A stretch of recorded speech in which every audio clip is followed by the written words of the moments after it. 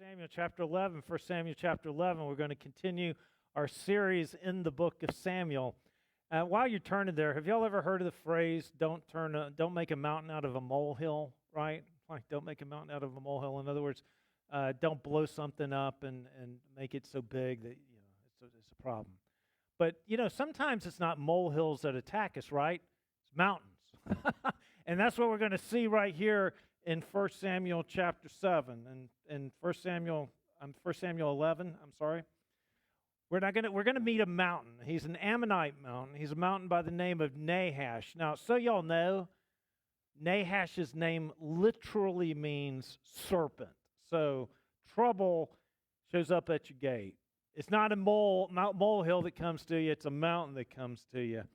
And what do you do when trouble shows up at your gate with an army and making demands that even makes the bravest warrior tremble? That's what we're going to look at. And have you ever noticed when we're talking about trouble that it rarely checks with your schedule? Like, I'd like to show up at your house at Tuesday at 3 p.m. Would that be okay? Does that work? No, trouble comes out to your front door. It's usually uninvited. It's usually demanding attention right now. And that's where we're going to meet trouble. It's in a city by the name of Jabesh Gilead. And their story, y'all, it speaks straight into our story because every one of us knows what it's like to feel hemmed in, to feel pressured, to feel outnumbered, to feel overwhelmed and on the verge of giving up. Let's jump right in. The Naboth, the Ammonite, came up and encamped against Jabesh Gilead. Let's pause here for just a second and break it down. And Naboth, the Ammonite, came up against Jabesh Gilead and encamped. So Naboth doesn't just attack right away. He sets up shop. He gets comfortable. And I say that because many times that's how Satan works in our lives. He doesn't always knock us out with one blow. Sometimes he camps out. He hangs out. He intimidates, and he slowly makes us feel trapped. And maybe that's going on in your life right now, and the pressure hasn't destroyed you. The fear hasn't crushed you, but it is circling. The temptation hasn't conquered you, but it's camping out nearby. Here's some good news. God knows how to defeat encamped enemies. And the Ammonites here pitched their tent. Now, our God, He is eternally able. He is enduringly and everlastingly there. The Ammonites who pitched their tents, not so much. The Ammonites are never permanent, but God is always on the move. And it says that the Ammonite came and encamped against Jabesh Gilead. And this chapter begins with a siege. Nahash, the Ammonite, comes up against Jabesh Gilead. Now, I want to pause right here because where matters just as much as who. Jabesh Gilead, so you know, is a city on the west side of the Jordan in the territory of Gilead. And here's the thing. Jabesh Gilead, they had a checkered past because there was something horrific that happened in Judges chapter 19 and 20 that led to a civil war, and we'll get to that in just a minute. In Judges 19 and 20, it led to a civil war, and Jabesh Gilead is one of the cities that sided with the other city and had a civil war in the country of Israel. And I say that because it's kind of curious to me that it's these people, the ones that had gone against Israel, that had lost badly, that's going to be crying out for help right now. Hey, you people missed the boat. Hey, you people chose the wrong side. Hey, you people chose to align yourselves with evil people, and now you're asking for help. I don't think so. At least that's the way I think. But here's the thing about God. Our God is in the redemption business. God is weaving redemption not just through people, but through geography right now. And I find that just wonderful. He doesn't forget places. He doesn't forget people. He doesn't forget the no-shows, and he comes to the rescue. Then Nahash the Ammonite came and encamped against Jabesh Gilead, and all the men of Jabesh said unto Nahash, make a covenant with us, and we shall serve thee. Church, let's pause right here. Guys, don't you love how the Bible starts with chapters just like this. You know, it came to pass here that Nahash the Ammonite came up and encamped against Jabesh Gilead. That's the Old Testament version of saying, out of nowhere, trouble came. And every one of us has had one of those weeks where Nahash seems to come outside of our house. The paycheck disappears faster than Amazon Prime makes deliveries. The doctor calls with results you weren't expecting. A relationship that seemed solid suddenly feels like quicksand, and before you can blink, you feel like you're Jabesh Gilead, surrounded, intimidated, and you're trying to negotiate with the very enemy who's trying to destroy you. And I want to be real for just a second, because Jabesh is Gilead's opening line. The people of the city, this is their opening line when they're surrounded. Make a covenant with us and we will serve thee. In other words, we surrender, just don't hurt us. Where are we? France?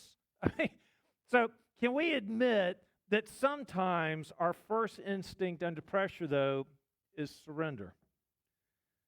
Our first instinct under pressure is just to kind of make an agreement. And when I talk about surrender, I'm talking our first instinct is not the good kind of surrender, it's the bad kind of surrender. It's not the kind of surrender that's like, Lord, I surrender all, or I'm going to give it to you, Lord. That's not the kind of surrender we're under consideration right here. No, this is the kind of survivalist kind of surrender, the kind where you start bargaining with the problem. God, if you get me through this bill, I promise I'm never going to waste money again. And if you heal me this time, Lord, I swear I'm going to eat kale for the rest of my life. And Jesus, if you'll fix this relationship, I'll delete Instagram and I'll never subreddit again. So Jabesh Gilead is desperate, and Nahash knows it. Nahash the Ammonite shows up at the front porch of Jabesh Gilead with his army, and he doesn't come asking for sugar.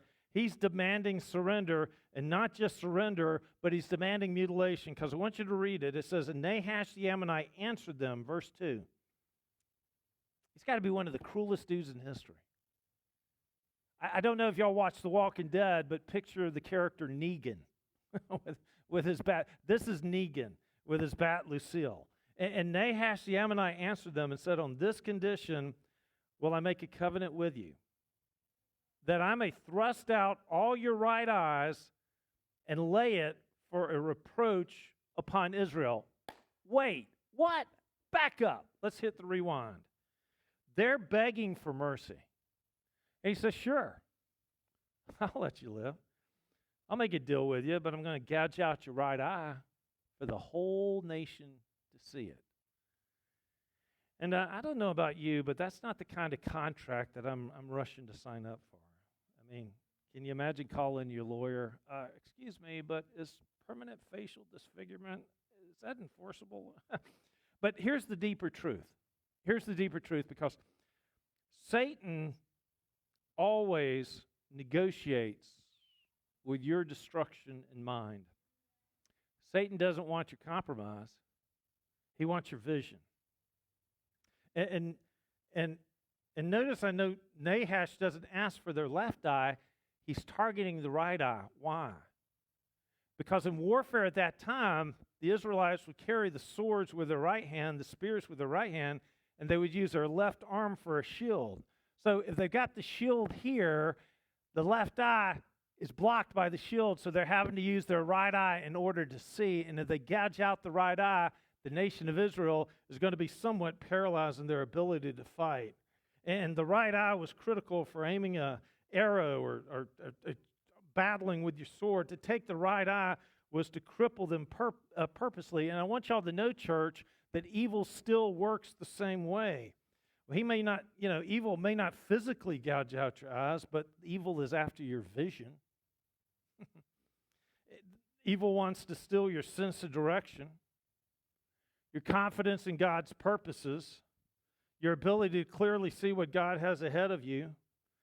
Satan will settle for you being alive but aimless, walking around with blurred vision, unable to fight with focus. So Nahash doesn't just want to blind them. He wants to blind them so that the whole nation will see it. Nahash is wanting to humiliate Jabesh Gilead here. And he says, and lay it for reproach upon all of Israel. In other words, I want everyone to know exactly that you're weak, that you're defeated, that you're useless. Isn't that how shame works, though? Right? It's never satisfied just to wound you privately. Shame wants to broadcast your failure publicly. Shame doesn't just want to wound you. Shame wants to identify you. It just doesn't want to make you stumble. It wants to define you by your failures. And Satan's ultimate goal is not just your defeat, but your disgrace. But I want you to watch carefully here, because Satan always overplays his hands. And what Nahash intends for shame, God is going to flip into a victory. And that's the theme of redemption running throughout all of Scripture. What was meant for evil, God has turned to good. So let's go on to the next verse. And that verse 3, and the elders of Jabesh said unto him, give us 7 days respite, that we may send messengers unto all the coast of Israel, and then if there be no man to save us, we will come out to thee. Now, this is where it gets kind of interesting, because Jabesh Gilead's leaders are basically saying, hey, give us some time to find some help. Y'all, that's the worst negotiation in history, because they actually might find help, but apparently Nahash is so arrogant that he's like, sure, nobody's going to come to your rescue. Go for it. Nahash is so confident, so arrogant, he agrees, and it's that arrogance that opens up, that God uses, and it sets the stage. And I want to pause and apply that, because how many times has God taken a bad thing and used it for good? Satan thought the cross was his victory until resurrection morning. Joseph thought the pit was bad until he was promoted to the palace. Israel looked at the exile to Babylon as a defeat, but God used it to purify their faith. Jabesh Gilead is out of options, but they're about to discover something crucial. God's already been working on the plan B, and it's been in motion before they even knew it. Now, before we move on to where Saul hears the news and sets up, let me point out something right here before we move on. The people and their negotiations of, let us go and find somebody, they are operating without any faith right now. They're not crying out to God. They're not offering up prayers. They're not quoting Deuteronomy. They're just stalling for time. And still, God uses this weak, half-baked strategy as an opening for his deliverance. And that's good news today, because maybe your prayers haven't been sounding very holy lately. Maybe your prayers are more like, God, I'm done. I can't take it anymore. Or maybe you're not even praying at all. You're just making sighs and groans. But here's what the Scripture tells us in the book of Romans. The Spirit intercedes with our groanings that are too deep for words. And sometimes our weak and desperate cries are the exact place that God begins to move. So let's bring this down into our lives. When you're out of options, when the enemy is at the gate, have you ever felt like Jabesh Gilead? Where something's at your gate, the pressure's mounting, the options look slim, the situation is out of control, and the best plan that you can come up with is really no plan at all? Give us 7 days, and if not, maybe we'll surrender. And maybe for you, it's not Nabash at the gate. Maybe for you, it's anxiety. Maybe for you, it's a financial crisis. Maybe for you, it's the weight of a broken relationship. And it's not Nabash, but it's pride. And you're tempted to just give in and accept the terms that Satan has laid out. You'll never be free. You'll always be broken. And your story's going to end as shame. And here's the thing about God. He's always a deliverer. And the people of Jabesh thought that they had 7 days to find help. What they didn't realize, and that what we're about to see, is God had already been preparing an answer in Saul, and the Spirit was about to move in power. And God didn't negotiate with Nabash. He doesn't bargain with sin. Our God sends and sent a deliverer. So let's transition from verse 1 and 3 that set the scene. This enemy, this Negan, this person with a cruel demand, this situation, a people on the verge of surrender, desperate request for time. But hang on, because the story is about to shift, because when God's Spirit shows up, everything changes. And then came the messengers to Gibeah of Saul. Hold on. Remember when I started and said, sometimes places are just as significant as people? Man, we just hit one of the big ones, Gibeah. Because Gibeah was Saul's hometown, but Gibeah, pretty well known for a story that happened in Judges chapter 19 and 20. It was a city in the tribe of Benjamin, and there was this Levite that was walking through, and he had his concubine with him, and he was sitting out there in the city gate, and an old man came by and said, "Is anybody going to offer you a place?" And he goes, "Nobody's even, so much as offered me a place to stay for the night." The old man says, "Come on to my house, and I'll feed you. I'll put you up for the night and your concubine." And so he goes. And as night comes, a gang of thugs come out of the city demanding for the young lady and the young man to have their way with them. Just like the story of Sodom and Gomorrah. The old man is so put out that he offers up his virgin daughter, and the gang takes the daughter, takes the concubine, has her way with her, leaves the concubine for dead. The Levite wakes up, she's gone, she's at the doorstep. He takes that concubine and chops her up into 12 pieces and sends it to the 12 tribes and says, "You come with me to fight these people, or else this is going to happen to you." That's Gibeah. That's where God's going to find help. Nothing is beyond our God. No past that you have, no sin that you've committed, nothing is beyond the redeeming power of God. So this is where we pick up. Then came the messengers to Gibeah of Saul. This place was a place stained by sin, and yet God chooses this place, this broken city, your broken life, as the launch pad for Israel's first king and the place where deliverance is going to come for Jabesh. And that's God's pattern throughout Scripture. He redeems broken places, broken peoples. He writes new stories with tragic and ugly histories. And then the messenger came to Gibeah of Saul, and he told the tidings in the ears of the people. And all the people lifted up their voices and wept.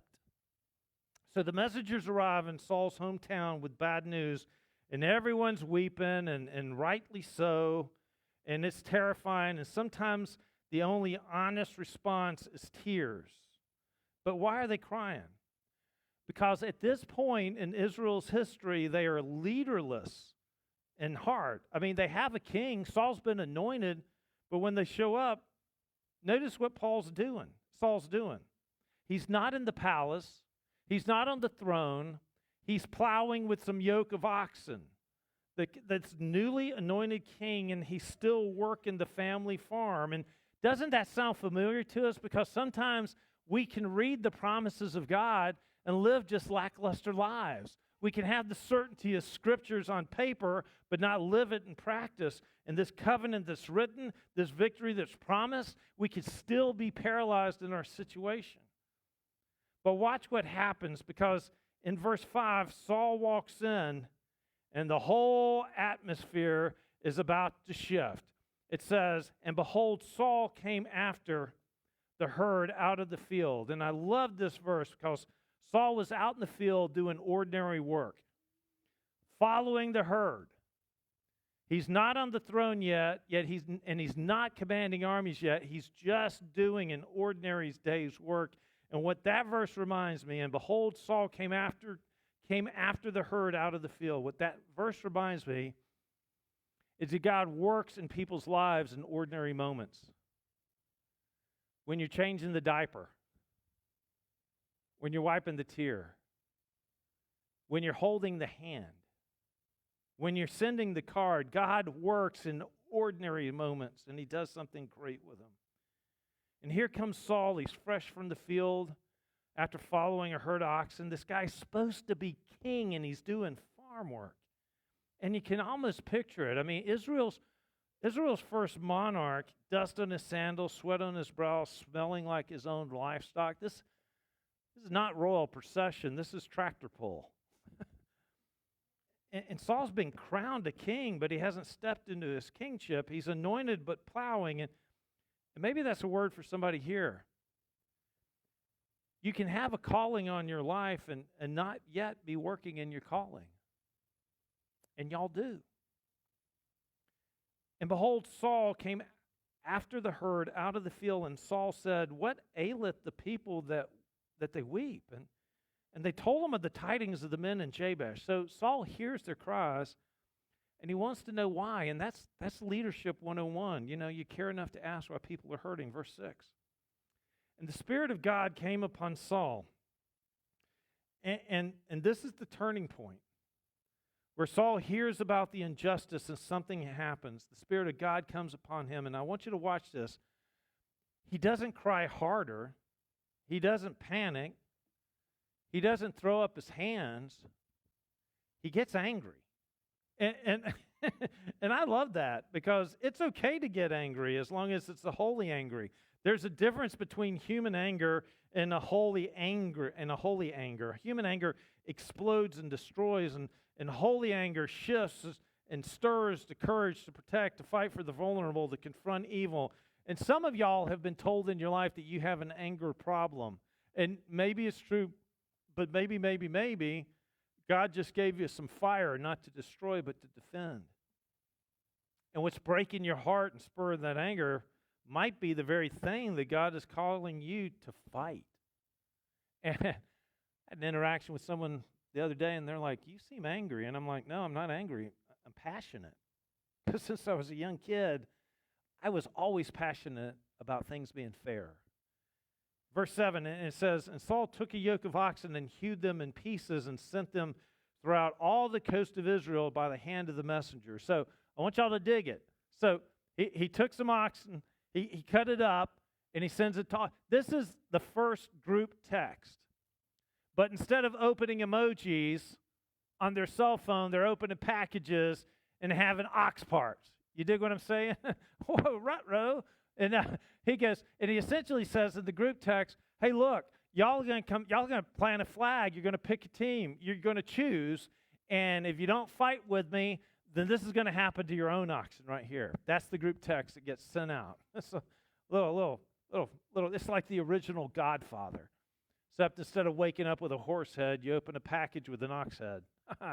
It sounds extreme, but it works. And the fear of the Lord fell on the people, and they came out with one consent. So Saul was unifying the nation, and God was using this dramatic moment to rally his people. But here's the deeper truth from this. God still uses unconventional methods to get our attention. Sometimes it's a sermon. Sometimes it's a crisis. Sometimes it's a broken season in our life. But when the fear of the Lord grips your heart, you realize that you can't sit this one out. And he took a yoke of oxen and hewed them in pieces and sent them throughout all the coast of Israel by the hands of the messengers, group text.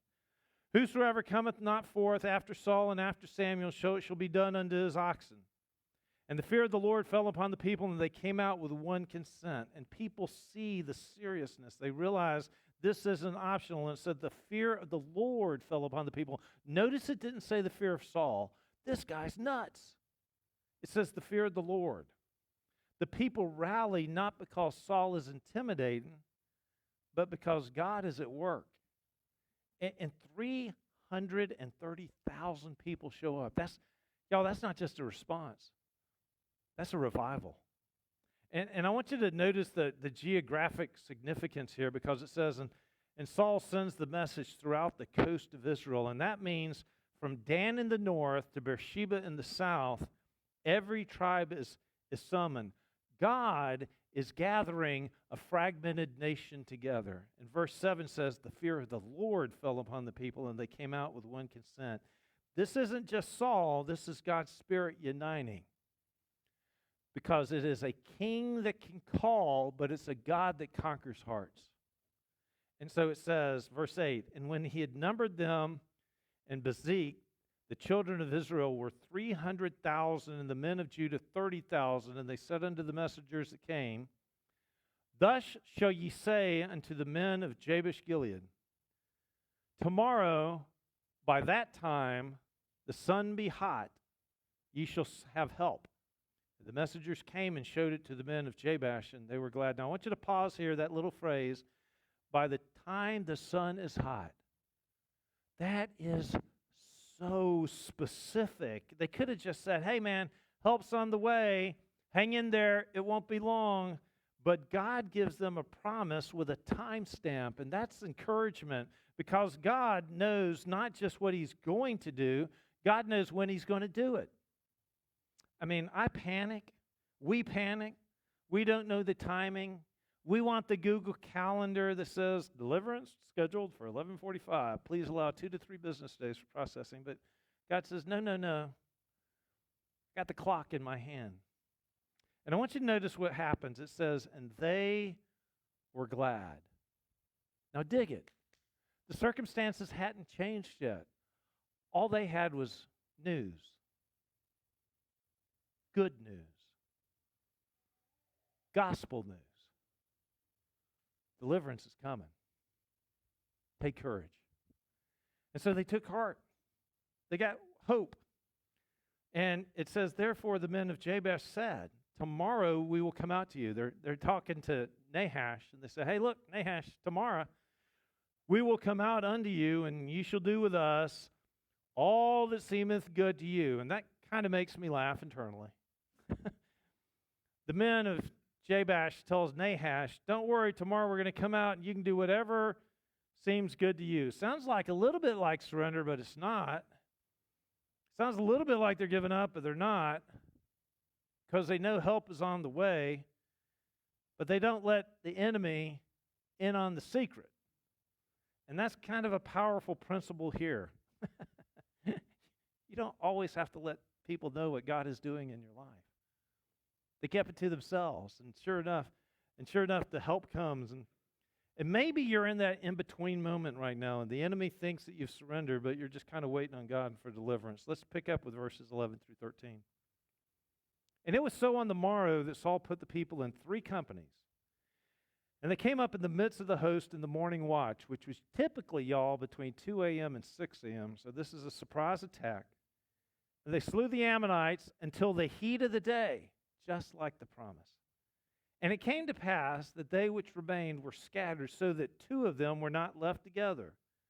And the people said unto Samuel, who is he that said, because y'all remember this was said in the last chapter, shall Samuel reign over us? Bring us that man that we may put them to death. And Saul said, there shall not be a man put to death this day, for today, the Lord hath wrought salvation in Israel. So let's marinate in what we just read, because the morning comes. Saul divides his armies into 3 groups, a classic military tactic. They attack at dawn, they surprise Nahash and the forces, and by noon it's over. And the people are so scattered that you don't even have 2 of them running together. They're all, every man for himself, running away. And after the victory, the people remember the doubters of Saul, that he shouldn't be king, and they're ready to execute. And Saul says, show some restraint. There shall not be a man put to death this day, for today the Lord hath wrought salvation in Israel. So Saul refuses to use his victory as a vendetta. He knows that glory belongs to the Lord. And what a lesson for me. When God gives victory, don't waste it on petty payback. Celebrate the salvation. But this verse also shows us that victory often comes after a long fight. Because I want you to notice that it said, until the heat of the day. They had to fight for hours. Deliverance was promised, but they needed some endurance right there, right there. So if your fight is longer than you thought, don't lose heart. God's promise is true, and sometimes the fight might go on to noon, but the outcome is secure. And if Saul had killed his doubters, the story would have shifted from God's salvation to human politics. So instead, Saul wisely declares, let's not pollute this day. Let's not pollute this victory. Let's set it aside and remember who gave it. Now let's read the last two verses. Then said Samuel to the people, come and let us go to Gilgal and renew the kingdom there. And all the people went to Gilgal, and they made Saul king before the Lord in Gilgal, and they were sacrifices of peace offerings before the Lord. And there Saul and all the men of Israel rejoiced greatly. So Samuel, the prophet, calls the people to Gilgal to renew the kingdom. So y'all know that when Israel went into the promised land, you know, they hung out in the desert for 40 years because of their disobedience, and they get into the promised land. Gilgal is the first place where they celebrated the Passover. And Samuel said, let's go back there. Let's renew our hearts. And what started in 1 Samuel chapter 11 with tears and threats and shadow of humiliations, it ends right here with rejoicing and worship and renewal. And Nahash wanted to take away their right eyes. He wanted Israel's victory to end in shame, but God had a different ending in mind altogether. And he raised up a king, and he filled them with the Spirit, and he unified his people, and he brought them victory. And Saul, to his credit, says, the Lord hath wrought salvation in Israel. And that's the story of this chapter. But it's also the story of the gospel.